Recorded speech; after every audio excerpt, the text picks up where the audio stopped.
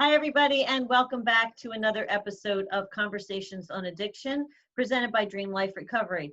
I am Mary Fran Bontempo. I am here with my friend and colleague, Diana Doves.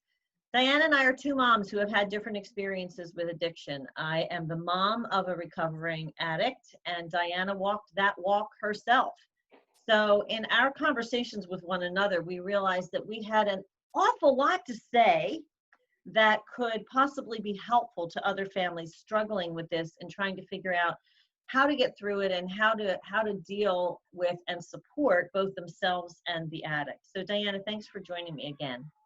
Thank you for having me. Thank you. So we were there's so much to talk about on this topic, and when we were figuring out what we wanted to discuss today, the topic that came up for both of us was, how do you talk to, converse with, deal with the addict who is coming home from treatment into a family environment again, that they left, and they left a lot of damage in their wake when they left.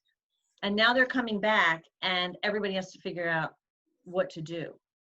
As the mother, for me, and we talked about this a little bit before, I ended up kind of being the point person, and this wasn't planned. This was kind of something that evolved, but it is something that I think I would recommend because there's so many emotions and everyone is entitled to all of them. But I think when you dump all of that on the addict from everybody, from all of their different perspectives, it can be totally overwhelming. So I think there kind of has to be one person, which again ended up being me by default, that sort of sets the tone, and everybody can sort of run their stuff through that person, who then, can be the person who deals with the addict. What was your experience with that? So I had my brother. My brother was the point person. Hang on one second. Sorry. My brother was. I'm sorry. Just as the disclaimer, as we always do with every one of these episodes, I have two little boys that don't let me do anything. And these are the joys of recovery today, but that's where we are. I had my brother. My brother was the point person in my recovery and in my treatment. And I think for me, culturally speaking, I come from an Italian background. So we're emotional by culture. I have always lived in this house that was kind of governed by emotion, if that makes sense. You could read the room based on somebody's facial expression growing up. And I'm like that today. Today, that's what that looks like. My husband will walk in the house and he'll know exactly what kind of day I had just by looking on my face, because we wear our emotions on our sleeves, and that's just how I was raised.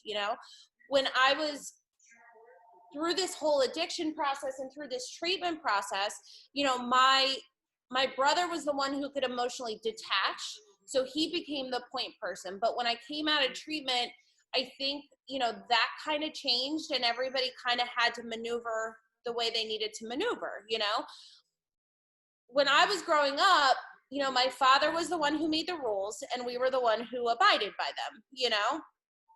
He wasn't hard. He wasn't nasty. He wasn't mean. He's a good guy. He's a nice man, but we abided by the rules that he set for us, But when I went through my addiction, the roles reversed a little bit. It was, my dad was the one who kind of looked at me with like the soft voice, and he said, I just want you to get better.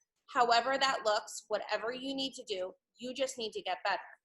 And my mom was the one who kind of led by emotion. You could tell when she was visiting a memory and unpack there and kind of live there, and when her emotions kind of took over, I could read the room, and that's how my reactions in early recovery were going to be governed by.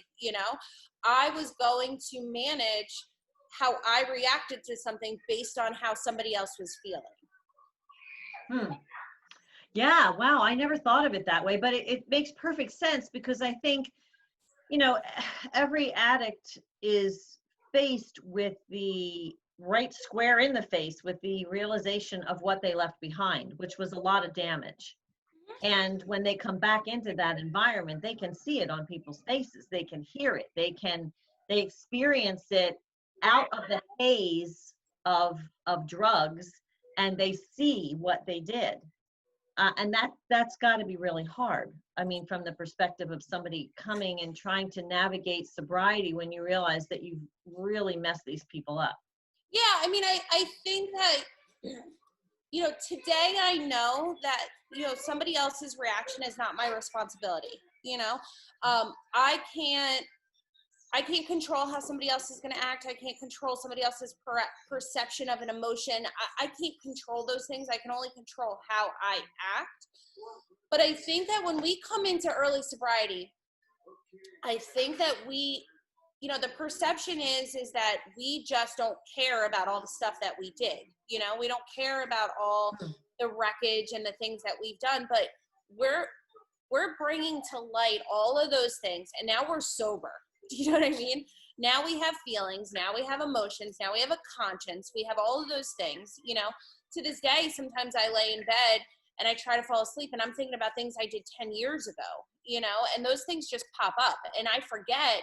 You know, there are things that I've forgotten about that I've done that come up sometimes when I can't fall asleep at night. And I think that's the biggest issue, is that, you know, when other people are living in those memories and their emotions are governing how they're treating us, and we can feel the anxiety in the room and we can feel the tension and we can feel, you know, what that looks like. You know, I think that's where the tension starts, you know? Sure. Yeah. I can remember, and I guess this is now coming from the parental perspective, because we did have all of that. We had so much hurt and residual anger and all of that. And you know, we dealt with, my daughters were in college. Well, my one daughter, the youngest, was in college. So she, fortunately for her, was away and didn't have to deal with the brunt of it until the summer came and she was home. And then we were kind of away at the shore. It was enough space that it wasn't constant, at least for the girls. But my older daughter was here, and she really had a tough time with this. And what I remember saying to David, and I've said this many times since, for the family of the addicted, there have been almost cellular memories created that we have these reactions to immediately upon seeing something or hearing something. It takes us right back to a traumatic experience. So what I tried to say to David was, first of all, as you said, you can't control anybody else's reaction, and they're entitled to their feelings. So the first part of that would be, as the addict, I guess you have to accept that they're entitled to their feelings. The family's job there is to rein it in a little bit, because you have a fragile person here who's trying to manage this and trying to figure this out. So you have to give the addict a little bit of grace, and the addict has to give the family a little bit of grace, because as I said to David, until we create new memories to replace those old ugly ones, those are the ones that are going to keep coming back, because they're almost implanted in your cells because they were traumatic. Well, So, yeah, I think that you know, it's funny. So I have an older brother that we are not close, and when he found out that I went to treatment, you know, it was like his favorite piece of information to tell everybody was that Diana was a drug addict, you know? And he would tell everybody, oh, my sister's a drug addict, my sister's this, my sister's that. And they would come and tell me, they'd be like, oh yeah, your brother's saying this, he's saying that. And I'd be like, okay, I know I'm a drug addict. Do you know what I mean? And that would be my response. And I would say, like, tell me something about me that I don't already know, you know? And it would immediately diffuse the situation. You know what I mean? right. Because it was almost like I was saying, like, I am those things, you know, I am those things. He's right. You know, he's not saying anything about me that isn't true right now, you know, but here's what I'm not. I'm not a person who's not trying to get better, you know? And I think that when we look at the addict as somebody who, you know, has been sick and is now going through treatment to get better, because the treatment is continuous, you know, we can start to really heal as a family, you know, because I think the biggest issue is, you know, what happens when you have a family system who's all on different pages, right? You know, dad thinks that the kid should do X, Y, and Z. Mom wants to fix everything and I see it all the time. We have dad who's over it. And that's usually, and not to stereotype the family roles, but typically what I get is dad's over it, doesn't want to hear about it anymore, just wants the kid to be fixed and is over it. But usually will do anything at the end of the day to help fix the kid, but is going to make it as hard as possible to get him to agree, Right. Mom just wants to fix everything. She's going to, take the kid to the drug dealer. She's going to pay for, the hotel rooms. She's going to go pick the kid up when they're calling. She's going to pick them up from treatment. All of those things, because at the end of the day, she just doesn't want her kid to die, right? Yeah. Brother and sister are fighting. They hate the sibling, because now their friends are talking about them. They're all, the addict is the talk of the town. Everybody's, they're creating all, and most likely the siblings aren't allowed to do things because the addict is always getting in trouble, or the parents aren't even paying attention to the siblings because the addict's always, doing whatever front it is. Center of everything. Yeah. Front and center of everything. Right. So there's just a ton of resentment, and then here comes the addict who's gone through treatment, and for the first time out of the 18 other times that they've been to treatment, this potentially could be the time that it could work, but you got everybody on a different page on how to take care of them, right?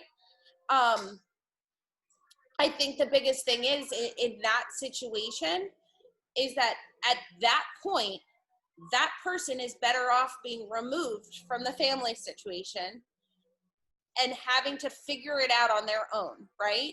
And just have the family there to support and just say, when we see consistency, when we see that you're doing well, then we can all come together and figure out a plan of action on how we can come together. But until then, we got to get better on our own. We have to go seek therapy. We have to seek recovery on our own, and maybe a little separation is better. So I think what we did was we kind of set up boundaries. This is what we can deal with, and this is what we can't deal with. Well, I don't even know that we named what we can't deal with, because that's the obvious thing. Obviously we can't deal with drugs in our house. That's it. That's the biggest thing. But so I guess what I'm hearing from you, and in retrospect, I think that's probably what we did. I'm looking at, as you're talking, I'm picturing everybody in the family in a fight ring, and everybody's just wanting to slug it out because we're all just so highly emotionalized. And maybe what needs to happen is everybody needs to go to their respective corners, take a breath, and maybe not interact too much with the addict, other than to say, hey, how are you? Is everything okay? Is there anything I can do? But they have a path now, and let them figure it out within the boundaries of what's acceptable in the home. But here's the thing. There has been a study out of, I think it's Texas University. I'm going to have to go back and look, okay, which I can get the information. I think it's Texas University. A codependent's brain lights up when they're fixing somebody who needs to be fixed, the same way that an addict's brain lights up when they're getting high, right? Yeah. So in that respect, the situation may look like the family just may need to take space from each other as a whole, Right. The siblings may need to detach from the parents. The parents may need to take a break from each other. The addict may need to take a break and go to their respective recovery network. You know what I mean? And everybody just needs to take a time out, and go get better. Because again, if we go back to the first episode that you and I talked, right? If you take a plant and you take it out of the environment that it's dying and you put it right back in that same environment and don't change anything about the environment, the plant that's dying is going to die inevitably, right? But if you change up the environment, if you add more light, if you add more nutrition, if you add more, whatever it is that you need to do, that plant's going to thrive, right? And if the goal is for the plant to thrive or the addict to get better, or the family to get better, there's going to be a willingness to do that. And by definition, the willingness is to do things even when you don't want to, right? Right. It's to go to therapy when you don't want to talk about it. It's to go to Al-Anon if you can't find the message of recovery. It's to talk to other people. It's to, do all the things that people are suggesting for you to do so that you can get better and that your loved one can get better too. And I think that that's exactly it. I think that instead of dumping all of your concerns on the addict and trying to hash all that out when somebody is new to recovery, go to a support group, go somewhere, find somebody else to talk to so that you can flesh this out outside of the emotionally fraught home environment, which of course it's going to be overly emotional. Everybody's emotions and nerves are heightened. So I guess if we're coming to a conclusion from what we can get out of this episode, everybody has to give each other the grace to allow them to feel what they're feeling. Everybody has to recognize that they are in a heightened state of emotion and maybe be aware of that so that you don't say everything that comes to your mind right off the bat. Like maybe the best thing to do is when you're feeling frustrated, maybe you walk away, go to your respective corners, and allow the time to develop this new thing while this person is fresh in recovery, and let them take the lead, obviously within the boundaries of what you expect in your home environment. But maybe talking it to death is not the thing to do right now. No, and I think we talked about that too in an earlier episode. Sometimes just not saying anything is enough, and I think, as humans, we just want to overtalk everything. We want to overcomplicate. We do. We do. And you Sometimes, want to, and like you said, you want to, if you're the mom, you just want everything to be better. Well, guess what, Mom? It's not going to be better overnight. So again, this whole idea of go sit in your respective corners, leave the middle of the ring empty so that everybody can do their own thing, and respect, and give yourselves the grace and the time to heal. So I guess that's the best that we get out of that today. I just got a card from my son with an M for mom. Oh, and there you have the benefits of working through addiction and being a healthy mom. So again, thanks so much for sharing your wisdom.